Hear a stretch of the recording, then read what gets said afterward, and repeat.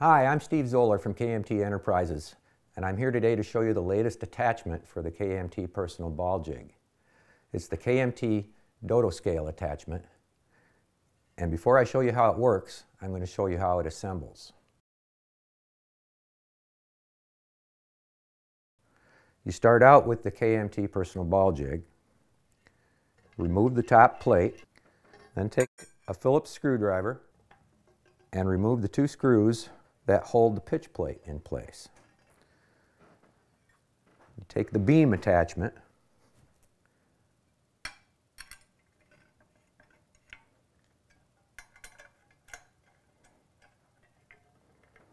and put that in place.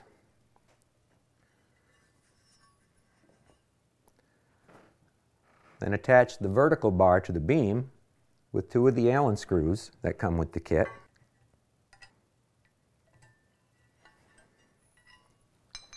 Then attach the top plate with two Allen screws.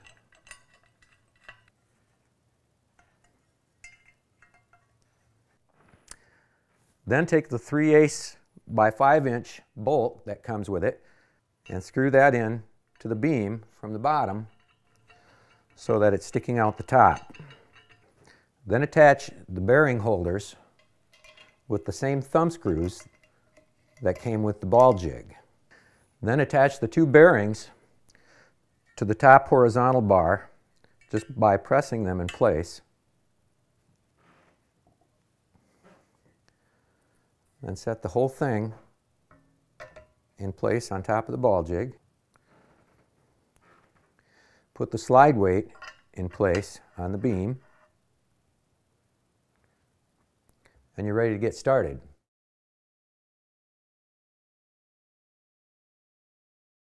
Here's how it works. Before you put a ball in the cradle, there are two blocks that come with the scale that you can set underneath each end of the scale to stop it from bouncing around too much. Now I've got a 12-pound ball here, and I'm going to put the ball in the cradle on this side, and then we have to put 12 pounds worth of counterweight on the other side. The scale is not designed to weigh anything less than a 12-pound ball, and it's not designed to give you a gross weight readout. Since most all high-performance balls are 12 to 16 pounds, I've only designed it to weigh 12 to 16-pound balls. And since when you're dealing with a drilled ball, you're not concerned with the gross weight, you're concerned with the offset that's inside of the ball, I've only designed it to weigh the offset of the ball for a maximum of 5 ounces. So what we're going to do is set the CG on this ball towards the inside, and the CG you can see is right here, and we're going to point that in this direction. And to make sure you get the ball perfectly level, you can place this block in front of it, which comes with the kit, and line the CG up with the top of that block. You have to remember that you're always weighing the outside half of the ball. And in this case, I've got the outside half of the ball as the light half of the ball. So I'm going to place my sliding weight in a position where I can increase the weight when I switch the ball around. All right, so now we can take the blocks out,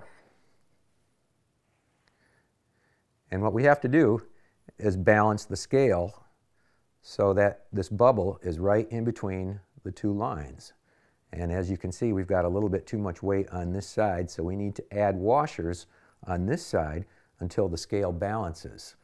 And there are 3 different size washers that come with the kit so that you can make sure you get it balanced perfectly. Now we're going to start with a couple of big ones.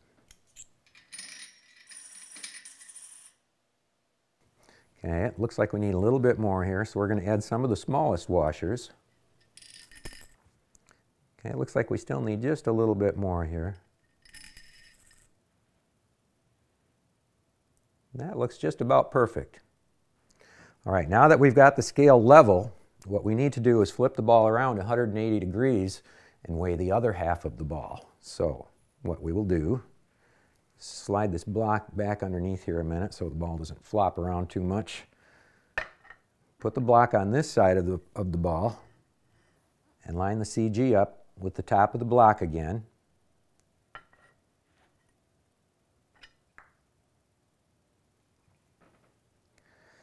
Now we need to rebalance the scale, but this time we're going to use the sliding weight to see how much weight this side of the ball has got compared to this side of the ball. The way I've designed the lines on the beam are, the longest lines are 1 ounce increments, and all the lines in between are 1/4 ounce increments.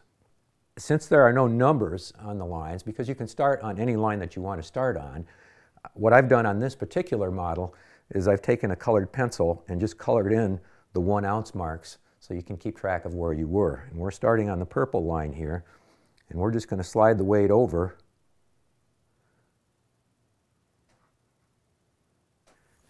Now with this particular ball, you can see that with the scale leveled, we ended up moving it 3 increments on here to the red mark, which is just under 3 ounces. So this ball's got 3 ounces of top weight. If you were checking a drilled ball for top weight, side weight, or finger weight, this is how you would use the scale.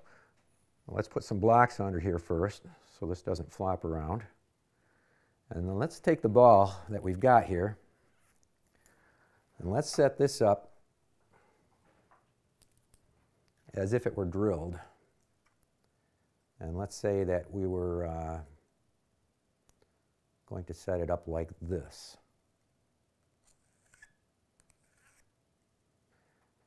And let's say that we're using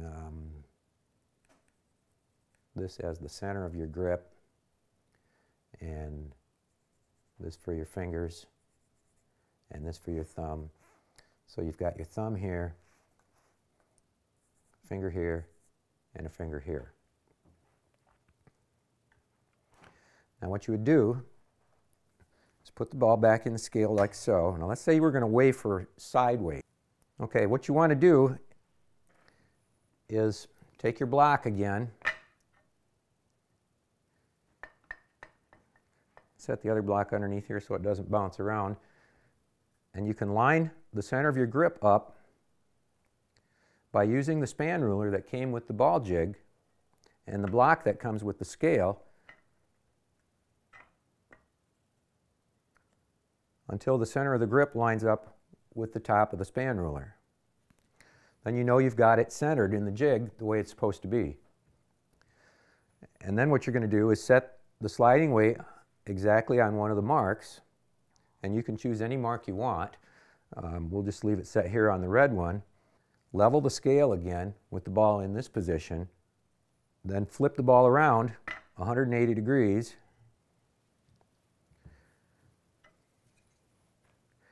Re-level it again by sliding the slide weight until the bubble levels out again. And that'll tell you how much difference there is from one side of the ball to the other side of the ball. The incremental lines on the balance beam have been mathematically calculated and they are accurate. However, it does take a human being to physically place the ball in the cradle and actually level out the balance beam. Therefore, there is room for human error.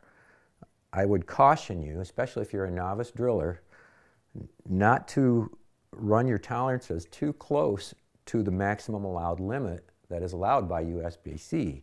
For instance, you're allowed to have 1 ounce of difference from one side of the ball to the other side of the ball. What you should probably do is run your maximum tolerance, instead of going exactly to 1 ounce, you might want to go to 3/4 of an ounce or 7/8 of an ounce. Make sure that your final drilling has something a little bit less than 1 ounce, just to be on the safe side. The KMT DoDo scale attachment sells for $199 plus shipping. It will allow you to accurately weigh your ball and make sure that it complies with USBC static weight requirements. For more information, send me an email at kmtproshop@hotmail.com.